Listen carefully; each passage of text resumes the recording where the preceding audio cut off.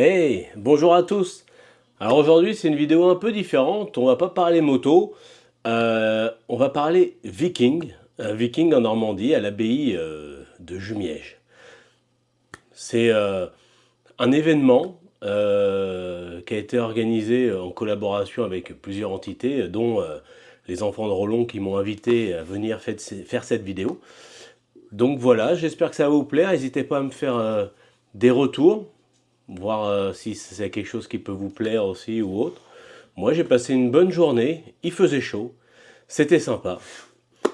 Et je dédicace cette vidéo à mon plus grand spectateur et à mon grand ami qui nous a quittés. Et j'espère qu'il la regarde également. Bisous, bonne vidéo.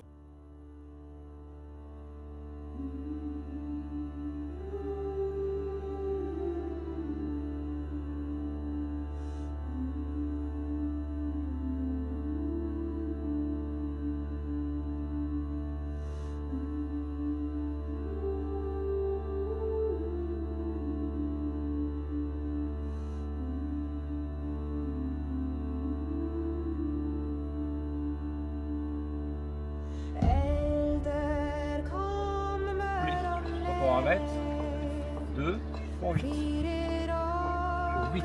pour 8. Bienvenue chez Floki, donc les histoires de Floki. Et voici mon stand. Et comme je disais, je fabrique tout moi-même de A à Z.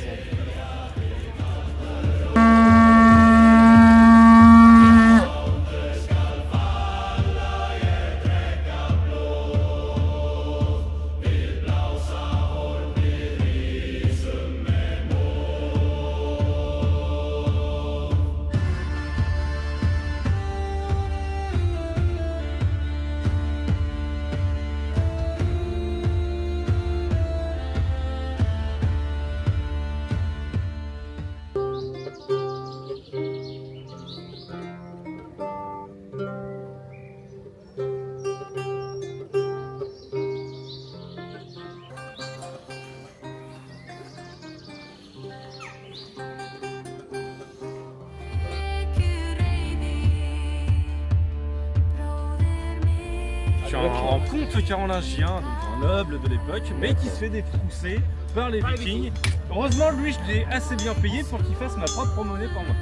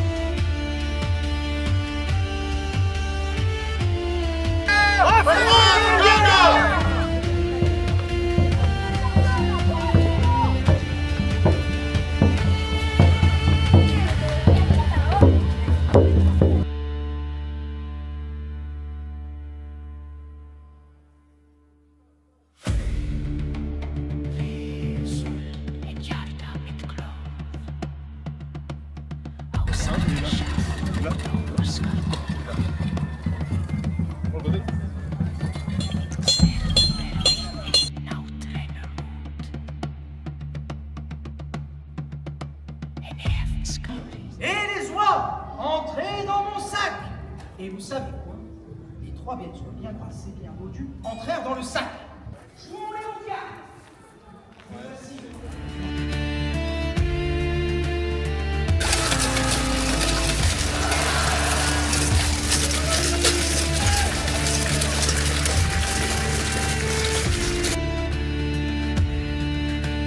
Alors le Clan d'Ivar est donc une association de reconstitution historique qui existe depuis 6 ans. Nous faisons de la médiation culturelle autour de l'ère viking. Et nous avons aussi un fight club, donc un club d'entraînement combat. Qui se rejoint chaque semaine à notre siège social à Gargenville dans les Yvelines pour des entraînements, et à la rentrée nous allons ouvrir une section pour les 12-15 ans avec épée synthétique et masque d'escrime pour créer la relève justement de nos guerriers adultes.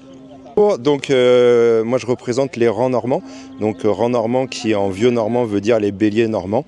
Donc de même on est une association de reconstitution historique, nous aussi très tournés vers le combat, donc on reproduit l'armée de Guillaume le Conquérant. On est basé sur Rouen et on fait pas mal de médiation, donc autour essentiellement du combat, mais de la paysannerie, fabrication d'aubergons, de la calligraphie, fabrication d'encre, tout ce qu'on essaye de développer et qui existait à l'époque. Alors moi c'est Ludovic, je suis président des Enfants de Rollon, donc association qui a 3 objets. Nous c'est la construction de bateaux type Drakkar à Klein, du moins bateau à Klein, pour refaire revivre un peu l'identité viking de Rouen. Ensuite on fait des fêtes populaires avec très vulgarisantes pour toucher le plus grand nombre de public possible afin de les attirer vers l'archéologie et des passions un peu plus poussées par la suite. Et le 3e objet, c'est de travailler sur un village immersif à Saint-Valery-en-Caux qui va arriver au mois de juillet 2026.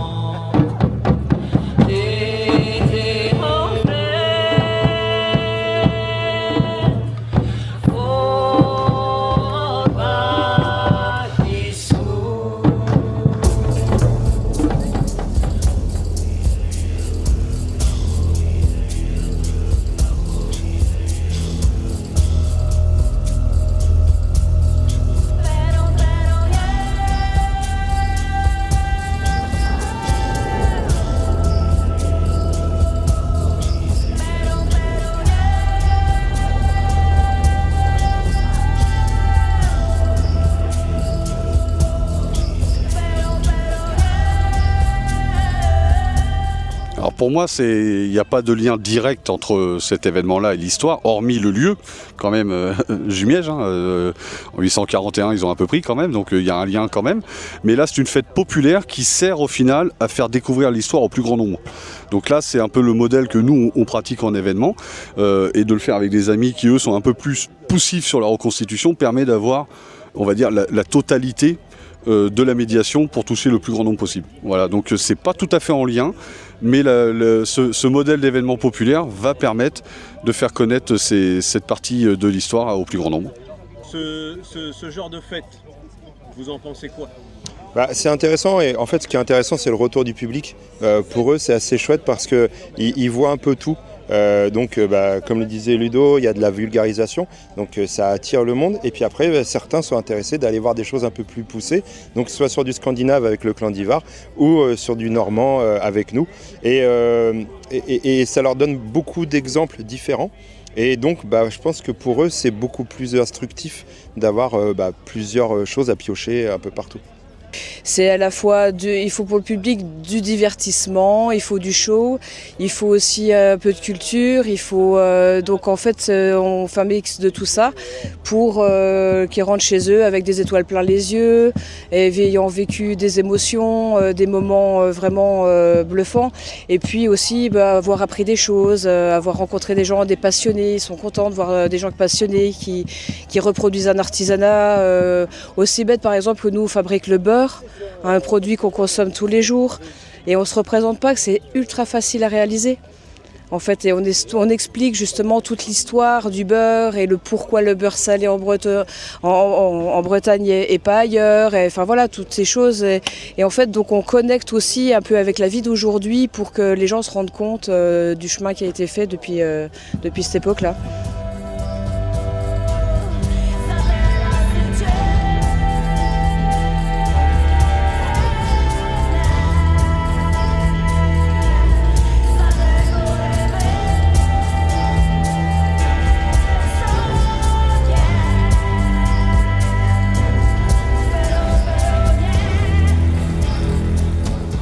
Oh, mais ils le savent hein, que les Normands sont les plus forts, ça va très bien.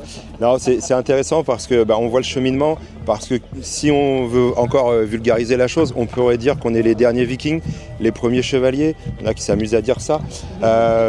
Mais voilà, c'est vrai que pour eux c'est assez intéressant parce que c'est quand même rare de voir de la reconstitution normande, de ce qui a fait leur force et la grandeur à l'époque de la Normandie.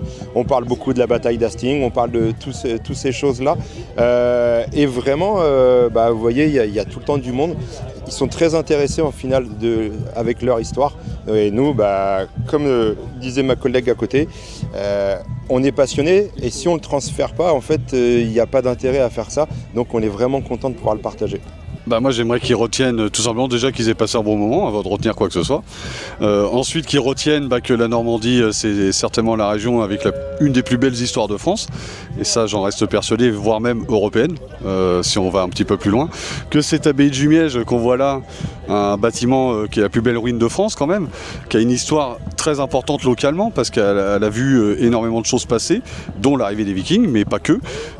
Ensuite derrière bien sûr qu'ils partent la tête pleine de souvenirs en disant j'ai passé une super journée avec des gens passionnés, je savais pas comment on faisait du beurre, je savais pas que la frappe de monnaie c'était comme ça.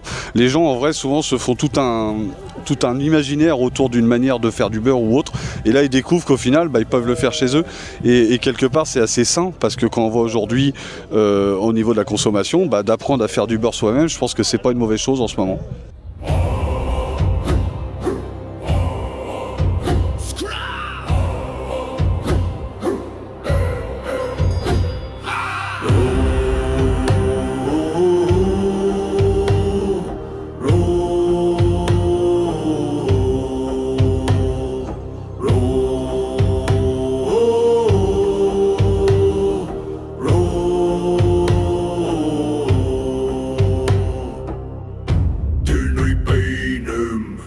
Hammarslægri hold, grimmer hugur minn.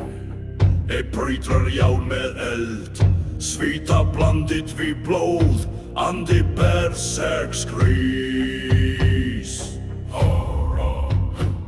Landet i min moder, Anders kill i kampa, fri och fagra årar, fara hållt brott med Fiji.